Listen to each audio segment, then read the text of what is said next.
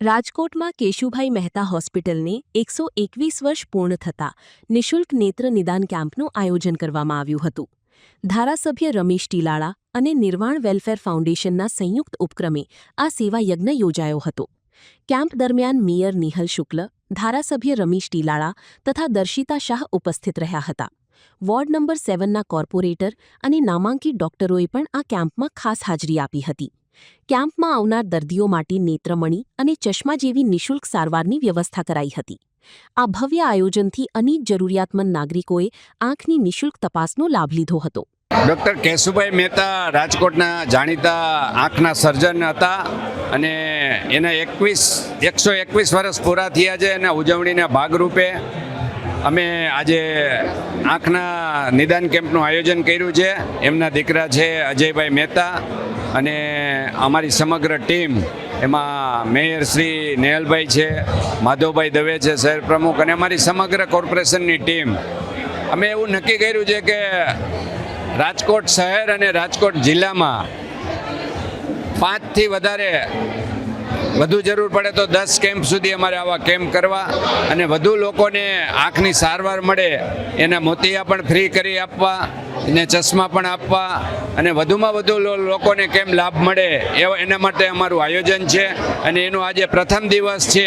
હવે પછીના બીજા નેક્સ્ટ અમે કેમ્પ કરવાના છે સાપરવેરા વોર્ડમાં. એની તારીખ પણ અમે જાહેર કરશું. એટલે આવું એક અમારું આયોજન છે અને એમાં અમે બધા સાથે મળીને કરીએ છીએ.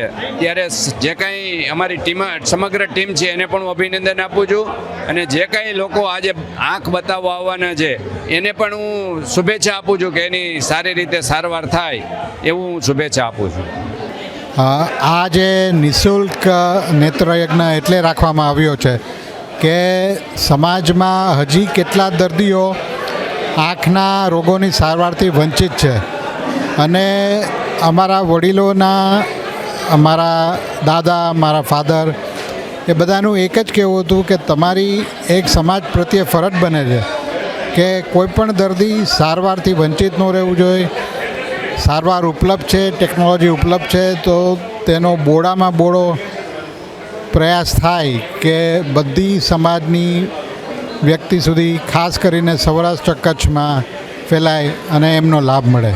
આપણા ધારાસભ્યો અને ભાજપના હોદ્દેદારોની મદદથી અમે રાજકોટના તમામ તાલુકાઓમાં કેમ્પ યોજવા જઈ રહ્યા છીએ અને પછી પણ રાજકોટની આજુબાજુના જિલ્લાઓમાં આ કેમ્પ યોજશું, જેથી મેં તમને કીધું તેમ કોઈપણ દર્દીને આંખના રોગની પીડા છે તે ભોગવવી ન પડે.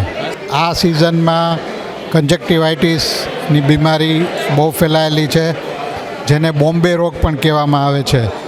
તો બને ત્યાં સુધી આંખમાં પાણી છાંટવું નહીં, અને જો લાલ આંખ થઈ જાય અને ચીપડા વળવા માંડે તો ખાસ કરીને એકબીજાના નેપકિન, રૂમાલ, કપડાં આંખને અડાડવા નહીં. એ વ્યક્તિને ઘરમાં થોડા દૂર જ રાખવા અને કોઈપણ નજીકના આંખના ડૉક્ટરને દેખાડવું, તેથી આ બીમારી પૂરા કુટુંબમાં ફેલાય નહીં.